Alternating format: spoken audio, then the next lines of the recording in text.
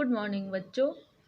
आज हम सब बीएड फोर्थ सेमेस्टर के बच्चों को पढ़ाएंगे, जिसमें आपको गाइडेंस काउंसलिंग के बारे में बताएंगे। गाइडेंस काउंसलिंग के बारे में बताने से जो हमारा फर्स्ट यूनिट है गाइडेंस के टाइप्स, अर्थात टाइप्स ऑफ गाइडेंस के बारे में मैं आपको बताऊंगी। तो गाइडेंस को बताने से पहले, उसके प्रकार के बताने से पहले हम आपको बताते हैं कि गाइडेंस क्या होता है। गाइडेंस जो होता है वो अंग्रेजी भाषा का निर्देशन जो होता है वो अंग्रेजी भाषा का गाइडेंस का हिंदी अनुवाद है, या कह सकते हैं वो रूपांतरण है। गाइडेंस का अर्थ वह होता है जो किसी व्यक्ति को उसके लाभ या कल्याण के लिए आवश्यक सूचना प्रदान करना एवं तदनुरूप उसका पालन करना ही क्या होता है, गाइडेंस होता है। या कह सकते हैं कि गाइडेंस जो होता है, जो काफ़ी इसका क्षेत्र जो होता है व्यापक होता है। तो हम चलते हैं कि अब गाइडेंस जो होते हैं उनके प्रकार। ये गाइडेंस के जो प्रकार हैं, ये इसके सिद्धांत जो है कह सकते हैं, या गाइडेंस के प्रकार या गाइडेंस के हम सिद्धांत कह सकते हैं। सिद्धांत जो होते हैं वो 4 प्रकार के होते हैं। क्या होते हैं? निर्देशन के सिद्धांत जो हैं वो 4 प्रकार से हैं। जो इसमें पहला जो है हमारा मनोविश्लेषणात्मक सिद्धांत।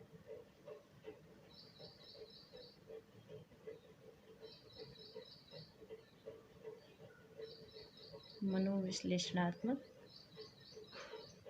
सिद्धांत। दूसरा जो होता है हमारा होगा व्यक्तिगत केंद्रित।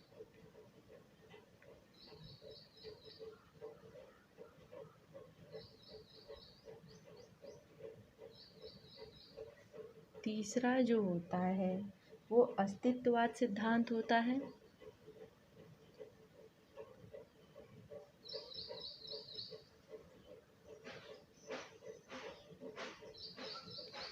और चौथा जो हमारा होता है वो व्यवहारात्मक, या कह सकते हैं युक्तिपूर्ण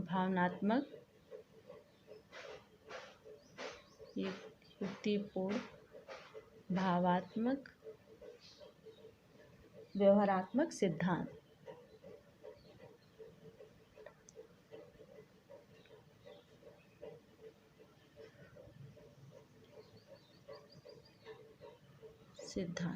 ये जो होते हैं, ये 4 प्रकार के जो होते हैं वो हमारे निर्देशन के सिद्धांत होते हैं। तो आज जो हम हैं पहला पढ़ते हैं, जिसको हम मनोविश्लेषणात्मक सिद्धांत कहते हैं।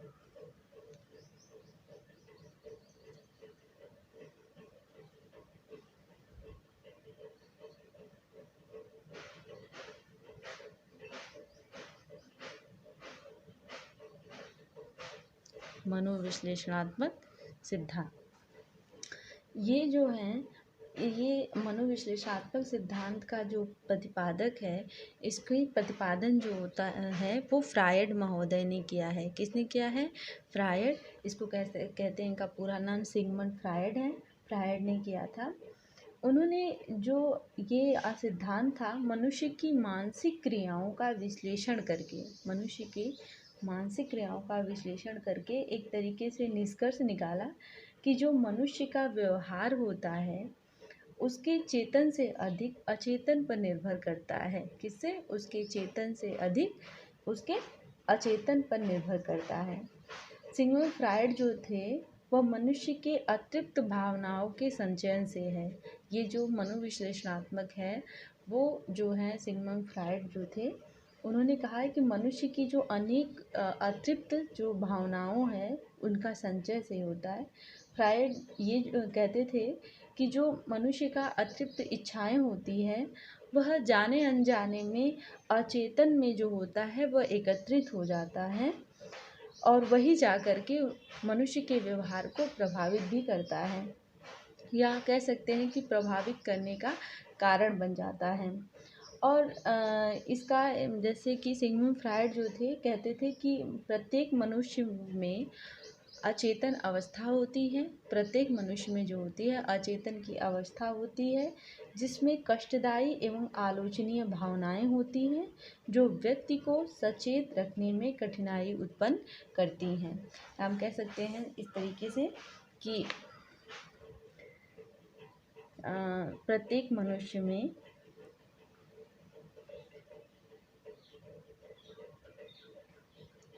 या प्रत्येक व्यक्ति में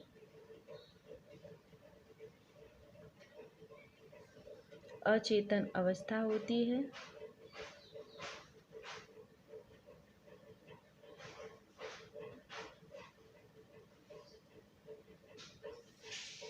जिसमें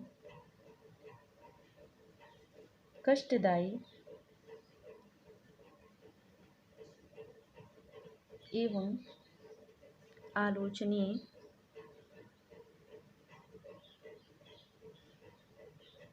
भावनाएं रहती हैं,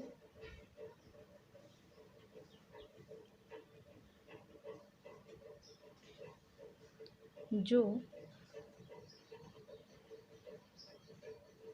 व्यक्ति को सचेत रखने में कठिनाई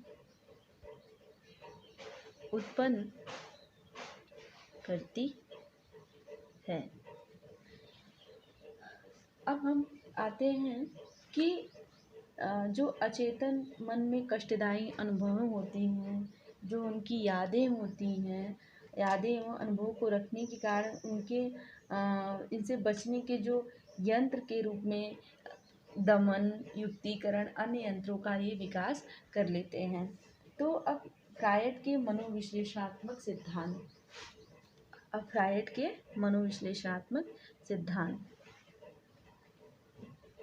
फ्रायड के या फ्रायड का मनोविश्लेषणात्मक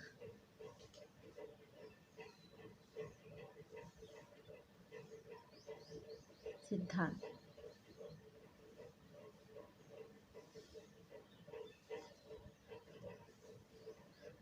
ये जो थे इसका प्रतिपादन सिगमंड फ्रायड ने ही किया था। इनका जन्म जो हुआ था वो मोविया नामक स्थान में, कहाँ? मोविया नामक स्थान पे हुआ था। कहाँ, कितने में? 6 मई 1855 को 6 मई 1855 को एक साधारण यहूदी परिवार में हुआ था। किसमें? यहूदी परिवार में हुआ था। फ्रायड का जो विचार था या उनकी जो रचनाएं थी वो 20वीं शताब्दी में आया था, या कह सकते हैं कि ये प्रभावपूर्ण रहा। फ्रायड का जो ये सिद्धांत था मनोविज्ञान व चिकित्सा मनोविज्ञान का एक व्यापक सिद्धांत था। मनोविज्ञान तथा चिकित्सा मनोविज्ञान का एक व्यापक सिद्धांत था। इसका जो प्रतिपादन था सिगमंड फ्रायड ने मनोचिकित्सक आधारों के आधार पर किया था, या मनोचिकित्सक अध्ययनों के आधार पर किया था। अब हम आते हैं कि सिगमंड फ्रायड के सिद्धांत की अवधारणा। अगला जो होगा वो हमारा होगा फ्रायड के सिद्धांत की अवधारणा। अब इस सिद्धांत को सिगमंड फ्रायड ने मन के भागों में 2 भागों में विभाजित किया था। एक है कि मन के भाग जो थे वो 2 भाग में डिवाइड किया था। जो था पहला मन का गतिशील पक्ष और दूसरा जो था मन का स्थलाकृति पक्ष। अब मन के गतिशील पक्ष में 3 आते हैं, जिसमें इदम, आईडी, अहम, ईगो और पराअहम। पराअहम जिसको सुपर ईगो कहते हैं। अब इसमें मन की स्थलाकृति में भी 3 चीज़ें आती हैं। पहला जो होता है चेतन मन, जिसको कॉन्शियस माइंड कहते हैं, कॉन्शियस माइंड कहते हैं। दूसरा जो होता है अचेतन मन, नहीं सॉरी, अर्धचेतन मन। अर्धचेतन मन जिसको सेमी कॉन्शियस माइंड कहते हैं, कॉन्शियस माइंड कहते हैं। तीसरा जो होता है अचेतन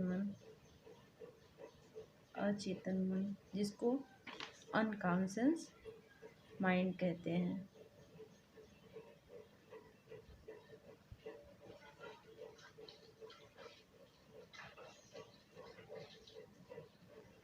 माइंड कहते हैं। ये हमारा मन के भाग होते हैं।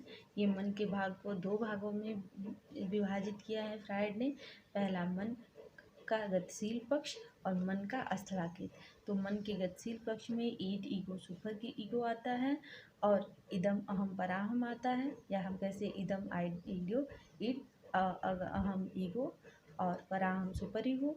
और मन के स्थलाकृति पक्ष में जो होता है वो चेतन मन, कॉन्शियस माइंड होता है, अर्धचेतन सेमी कॉन्शियस माइंड होता है, अर्धचेतन अनकॉन्शियस माइंड होता है। तो अब हम कहते हैं कि पहला हम देखते हैं कि मन का गतिशील पक्ष कौन कौन से होते हैं। तो मन के गतिशील पक्ष में पहला जो होता है इदम। तो इदम जो होता है इसको आईडी भी कहते हैं, जिसको सुखवाद का सिद्धांत भी कहा जाता है। क्या कहा जाता है? सुखवाद का सिद्धांत भी कहा जाता है। ये जो होता है, इसमें जो होता है बालक जब जन्म लेता है तो उसमें जो कुछ संरचनाएं निहित होती हैं